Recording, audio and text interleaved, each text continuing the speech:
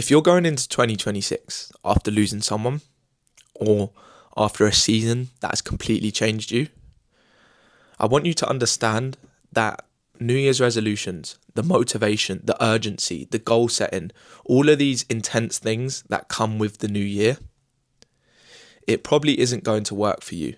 And we need to approach this differently as people who've experienced loss. Because what I need you to understand is that loss changes you. It does. It makes you think about things differently, but it also makes you feel things differently from a scientific, physical, and mental standpoint. Loss changes the way you think about time. It changes what actually matters to you, what's actually meaningful to you. And things that might have mattered before, they won't matter as much anymore, if anything anymore. And that's normal. That's what loss does to you. It shows you what actually matters to you. But what loss also does to you is impacts how your nervous system actually reacts to things. That's why after you go through something like heartbreak, like losing a parent, like losing a pet even, all of these grief and traumas, they're no different. They impact a person in a very similar way. And what that does is shocks your nervous system. And how you react to things and how you actually understand the world after is completely different. Now, it might be slightly different if you were much closer to a person or much closer to the animal, or it's the only thing that you had throughout your life. The closeness of the relationship will, of course, impact how much it impacts your nervous system and your trauma response. But loss completely changes the way that you are. So I need you to understand that from this video. And going into the new year, I need you to understand that you're going to have to go about things differently. Most people will set their New Year's resolutions. They'll set crazy goals. And there's nothing wrong with that. There isn't. But what you need to understand as someone who's gone through loss is that this approach is not going to work for you. It's going to be overwhelming. And it's not going to be sustainable for you. So we need to approach 2026 slightly differently, in a way that's going to work for us.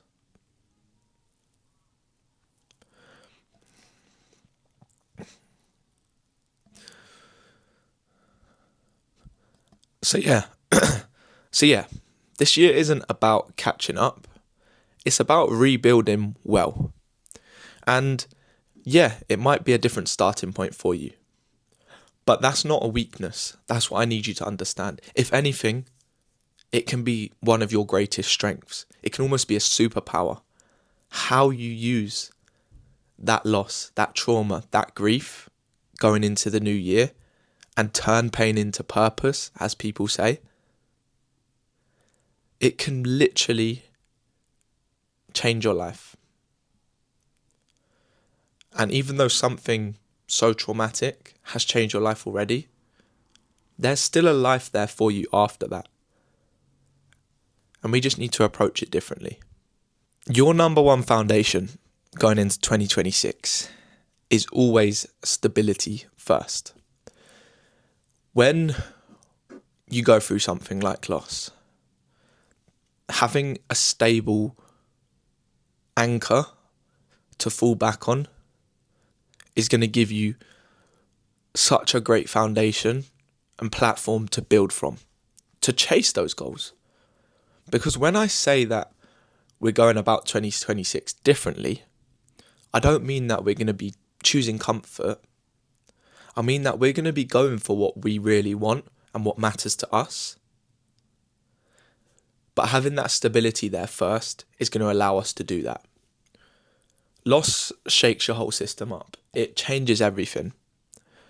And yeah, it's a bit all over the place. So having those stable foundations to fall back on when we're not having our best days is what is really going to allow us to push forward. So when I talk about stability, as I said, I don't mean we're just going to be comfy, we're just going to go for the safe option all the time. We're going to chase our goals, we're going to chase growth, But the stability comes from things like routines. It comes from having, set wake up times and times you're going to go to bed. It comes from building those morning and evening routines that people talk about.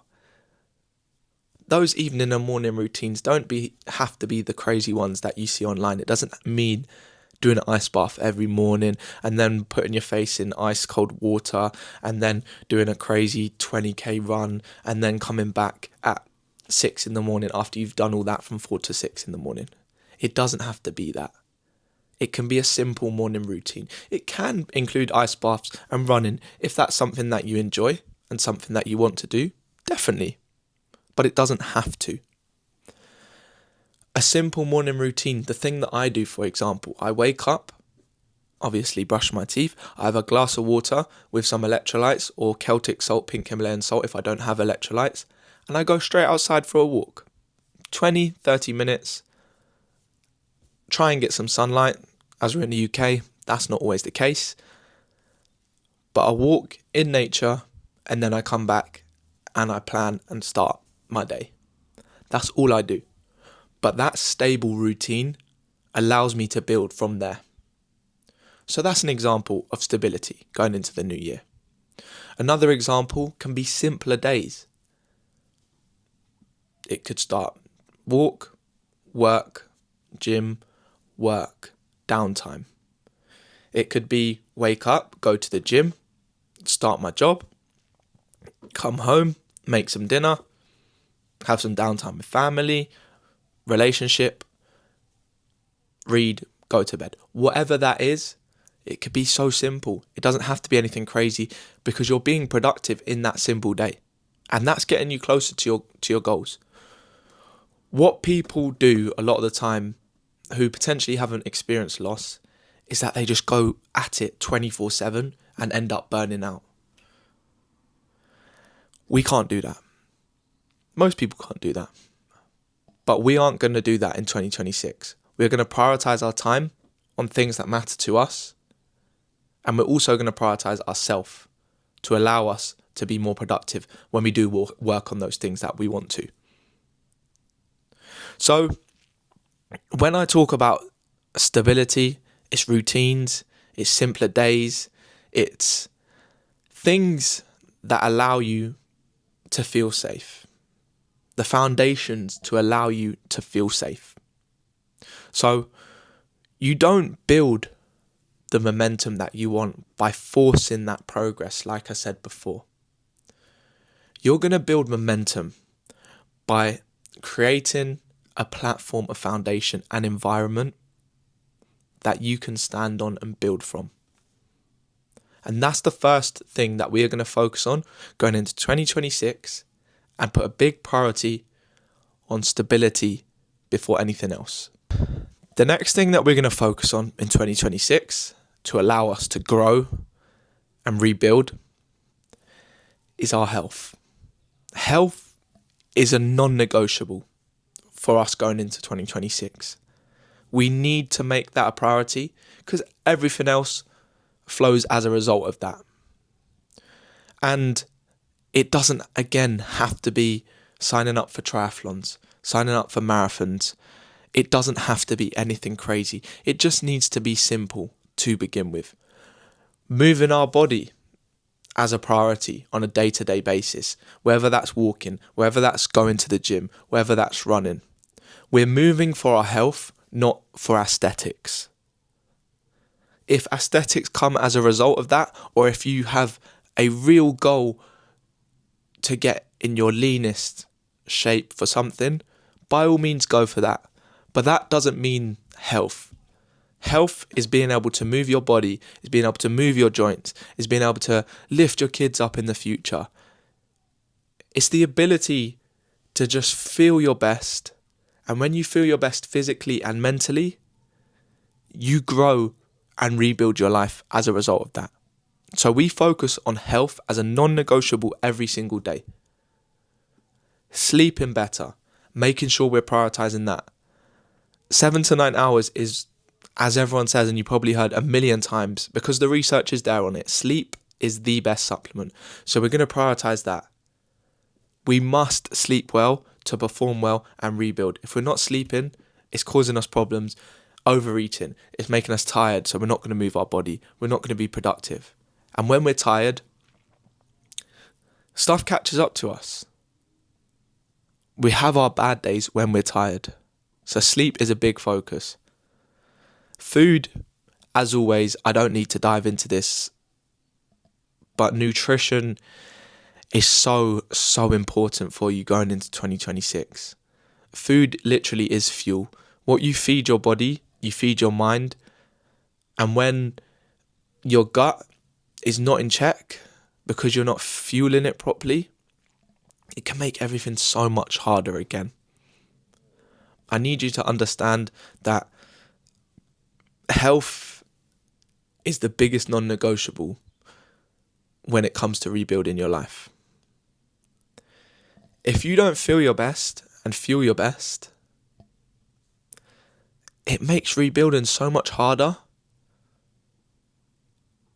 and recovering your nervous system from that trauma becomes so much harder because you're not moving your body, you're not regulating your nervous system, you're not walking, you're not allowing your nervous system to feel safe and to get rid of that trauma that's inside. When you lie down on the sofa, when you sit at your desk all day, when you don't move your body, there's nowhere for that feeling from your nervous system to go, so it stays in there. And it makes rebuilding a lot harder as a result. So health is a massive non-negotiable. It allows everything to function better, and it will allow you to function better. So remember that. The next thing I want to touch upon is that going into 2026, motivation can't be what we're relying on. Instead, we need to find meaning. You need to find your deeper why. Now, after loss, a lot of our whys can be similar, but they'll of course be different as well. So you need to find what it is that keeps you going when you don't feel like it. On those days where, you don't have the motivation, it feels a bit quiet, you feel a bit slow, and you don't feel like you're up for it. You don't feel like you're up for working. You don't feel like you're up for going for a walk, going to the gym. That deeper why and that deeper meaning is what is going to keep you going and keep you rebuilding. Meaning has so much of a role to play in our lives. We don't even realize it. But you know what? That loss, that trauma, that grief, it makes us realize it a lot more because we understand again what matters to us and what actually means something to us. And that is almost the definition of purpose, is finding something that really matters to you, that gives you that feeling that you want to wake up every day and chase that. So going into 2026, meaning is going to mean everything. And motivation, it comes and goes, but meaning is what is going to keep us going. So I want you to understand what it is that is going to keep you going, what it is that gives you that thing that you just wake up and you feel like, I just need to chase this. I need to go for it because that actually means something to me. And when you have that, it's game changing for you. So understand what it is that you actually wake up thinking, that is my why. That is it. Do things that align with who you want to be now. Not that previous identity that you might have had before the trauma, before the loss. Do things that align with who you are now and who you want to be and how you want to carry that legacy potentially from that loss you've experienced, or who this new version of you after that season that changed you has become and who you want to become.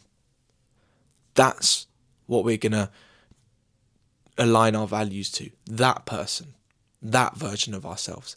And that meaning is at the core of that and is at the foundation of that. It allows you to show up when it's not that exciting. So you're not going to need more motivation in 2026. you're just going to need something that matters. So find that why. The last thing that I really want to dive deep into and cover for you going into 2026 after loss is direction. We want direction, not pressure, going into 2026. And what I mean by that is direction is different to goals. Goals create a set of expectations and pressure for you to chase them, to achieve them. And if you don't, you burn out. You feel like a failure. And after rebuilding after loss, that's not something we want to ever feel.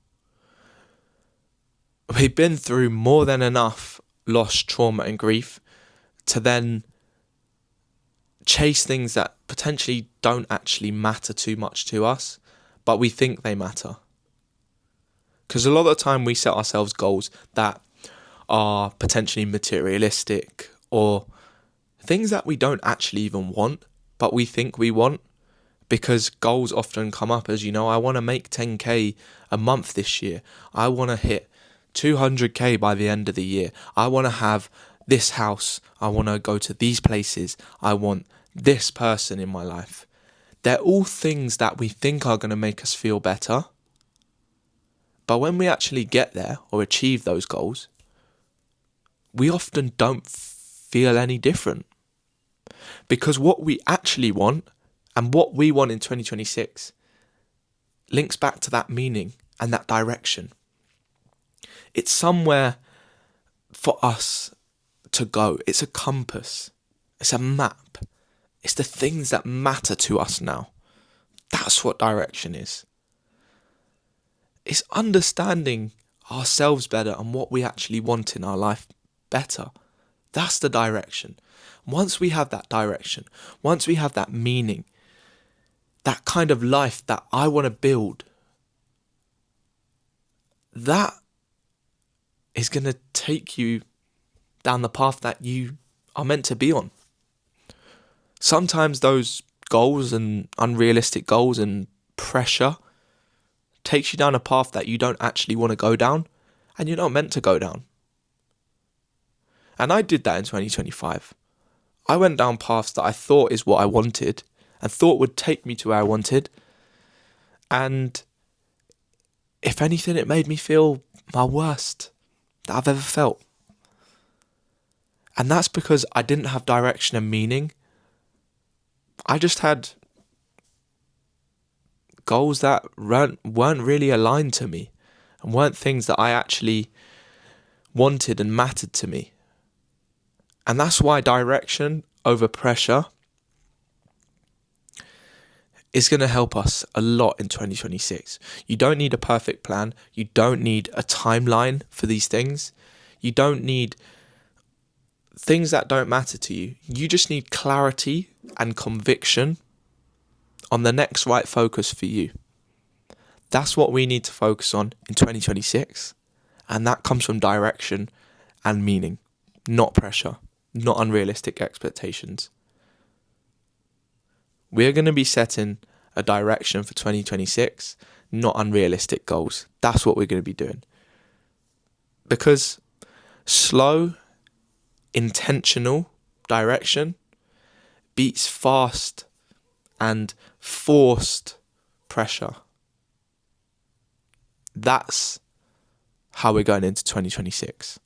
So as I said at the start of this video, if you're going into 2026 after experiencing something so drastic that has changed your life, like loss, like a season or something that has completely changed you this year, or even the past few years, 5 years, whatever it is, loss changes you from that point onwards.